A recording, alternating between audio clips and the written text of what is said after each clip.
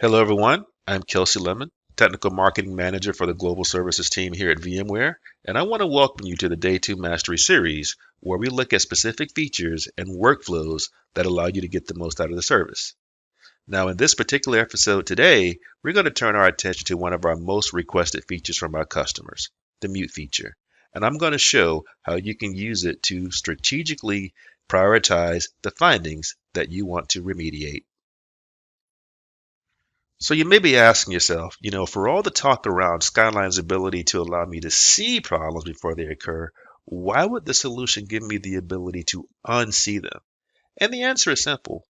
At the end of the day, it's about giving you even greater control over how you wish to leverage the solution. And that control comes in two levels. And perhaps the most common form of muting is done with what I like to call task-specific findings.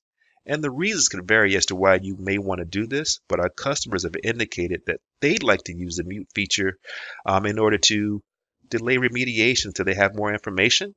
They may want to hide recommendations that simply can't be remediated, say, for example, because of specific dependencies around compliance standards that may have been established. Or quite frankly, they may want to remove findings that simply don't have any impact on the environment that they're managing. And I'm going to show an example of this. And then there's the ability to mute findings on an object level, such as an EXXI host. Depending on the resolution of your monitor, this method may not be so obvious, so I'm definitely going to show where this option is in the demo. But hosts can be muted for a variety of reasons. Maybe the host is part of a test dev environment, and you simply don't want to see potential issues that you won't be resolving on that specific host. Or very similarly, perhaps the host is being decommissioned, and you simply just want to reduce the clutter in your findings and recommendations to focus on the hosts that matter most. And when the mute feature is properly executed, the benefits become quite clear. Your dashboard is more streamlined, which in turn allows you to prioritize resolving the recommendations that are most important to you. So with that, let's check out this feature in action.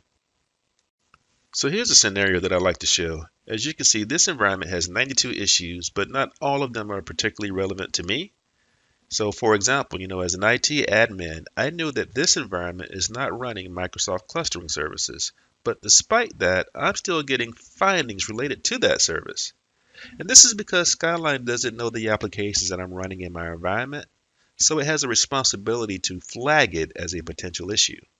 And so in this sense, Skyline is truly acting as an advisor. It's not going to do the job for me, and quite frankly, I don't want it to, because again, I'm the one with the most knowledge about this environment that I'm managing. So what I'm going to do right here is I'm going to do a keyword search for Microsoft clustering services. And then I'm going to see that I have two findings related to it.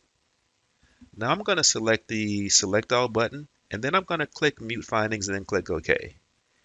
And when I remove the keyword filter, I'm going to see that the number of findings has been reduced from 92 to 90.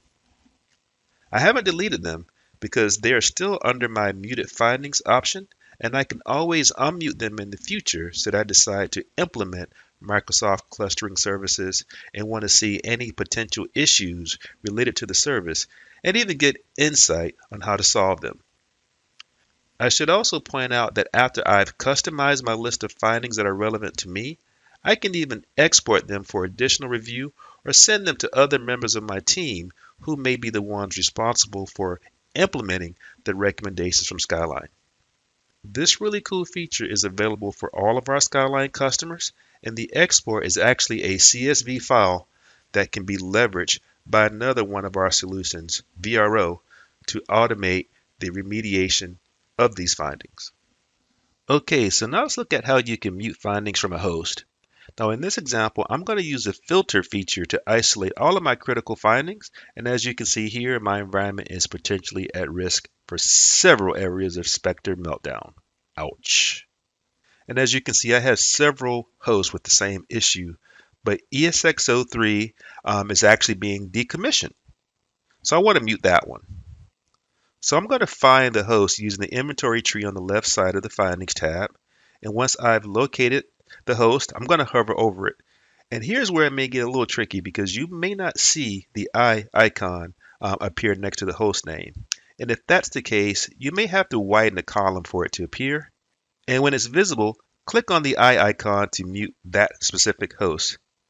And with that, this host is muted and will no longer appear in the affected objects list of the findings that apply to that host. Now, to unmute the host, once again, hover your mouse pointer over the host name in the inventory tree and click on the eye icon. Now, I should point out that each time you mute or unmute a finding or an object, a message will be displayed confirming your choice.